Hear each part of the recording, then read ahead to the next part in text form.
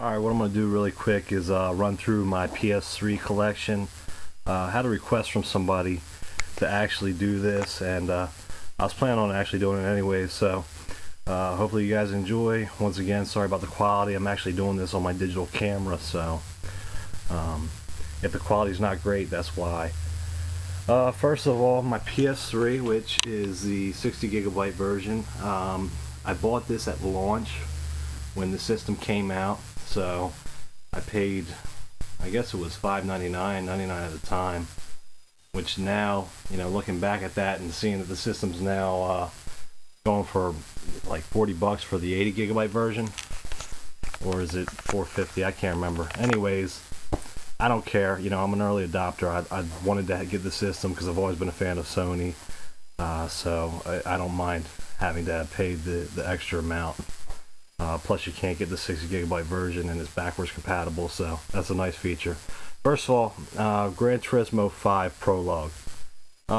Great game, really beautiful game. I think it's a great example of what the PlayStation 3 is capable of. But this is the type of game that you're going to love it or you're going to hate it. If you're not a fan of simulation racing, then you're probably not going to like the game. So just keep that in mind if you plan on picking this up. You gotta like simulation games, and it's really not a full-blown game, but a great indication of what we're going to get when the Gran Turismo 5 actual game, full game version comes out. Next game is Heavenly Sword. I love this game. I thought it was great. I know a lot of people were down on it because it was kind of short, but the combat's awesome. I mean, if you like God of War, you enjoy that type of game, you'll like this game. It's, probably a 6 to 8 hour game, maybe 10 if you're playing on the harder difficulty. But really, it is a short game, and there's no multiplayer for it. So, replayability wise, maybe not the greatest, but it's still a game that I'll keep in my collection forever so that I can, actually go back and enjoy it and play it again.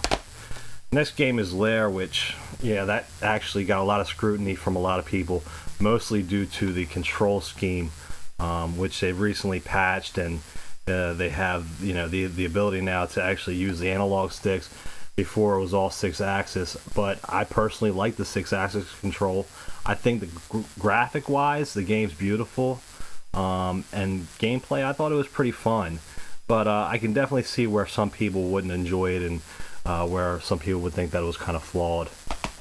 Next game is MLB 08 The Show, which has my boy Ryan Howard on the cover.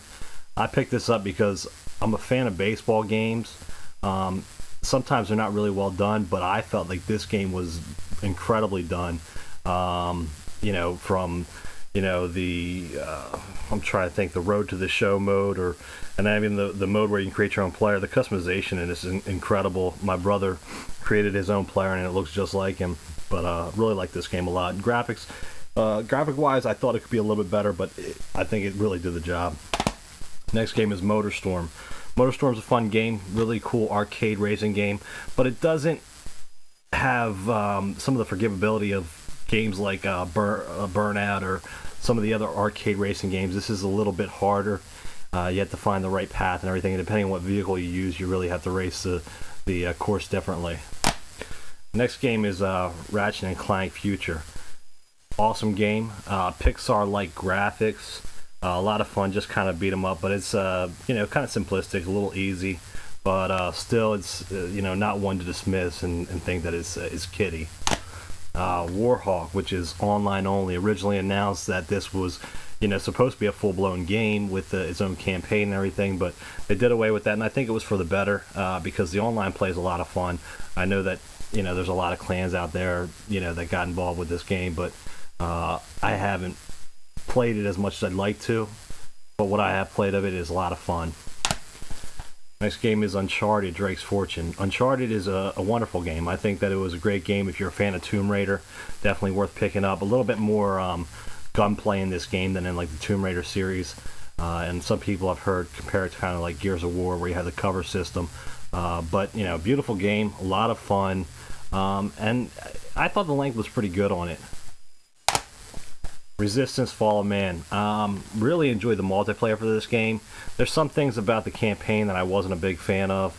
But I think that, for a a first shot from Insomniac at the FPS genre, I thought they did a really wonderful job, and I had a lot of fun with this. This game is Eye of Judgment, kind of a cool, almost tech demo type of game where you can kind of see what the PlayStation 3 can do with the EyeToy. I enjoyed it a lot, and actually I said EyeToy, but it's really not considered EyeToy on the PlayStation 3. It's the iCamera. But I thought it's pretty cool. It's still, kind of lacks because there isn't a great group of people out there to play with, and there's some ways to kind of cheat the system. But still, it's a cool game, and nonetheless, it's a fun game to play. This game is Folklore. I haven't played a lot of this game, but from what I did play and what I have played, it's a lot of fun. It's kind of almost like a Legend of Zelda type game, but cool features how they map out the different characters that you can, or the different, I don't know what they call them, the different creatures that you can map out to the buttons and use as your attacks. Also, we got F1 Championship Edition. Really cool game, another simulation type racing game, a lot of fun, and something that's kind of unique to the 360 because you don't find a lot of F1 games on any of the other consoles. Actually, this is the only F1 game for any of the current gen systems that I know of. A couple other games that I have here, and these are actually my collector's editions. We got Ninja Gaiden Sigma. I bought the collector's edition for this. It's unforgiving as far as the difficulty is, but I still like the game. Really good graphics, a lot of fun, and if you're a fan of the series, it's a good game to pick up. I have also Metal Gear Solid 4. Wonderful game. Definitely a great game to own the PlayStation 3 for. Even if you just had this game, I feel like the PlayStation 3 is worth owning. Sometimes there's a game for a system that you say, well, it was worth just buying the system for that, and in my opinion, Metal Gear Solid 4 is like that. And I like the fact that it's not all stealth based anymore. It's you get the ability to kind of run and gun if you want to, but it's not technically a run and gun type of game. There's the disc for the beta that came with it when I pre-ordered it, so I still have that. That's just the regular case for Ninja Gaiden. Time Crisis 4. It's not really collector's edition, but you can see the box for it back there. A lot of fun. Kind of disappointing. I like Time Crisis 3 a little bit better, but it's still a cool game. Definitely cool the way you can use the guns in that game.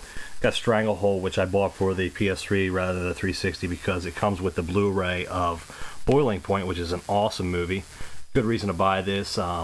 And I think you can pick it up cheap now if you can still find the collector's edition, which I'm sure you still can. But it's a cool game, kind of just a arcade style shooter. And then last but not least is Devil May Cry 4. I bought this for the PlayStation 3 over the 360 because I feel like it's a game that belongs on the PS3. Awesome game, a lot of fun, and that's my collection. Hope you enjoy.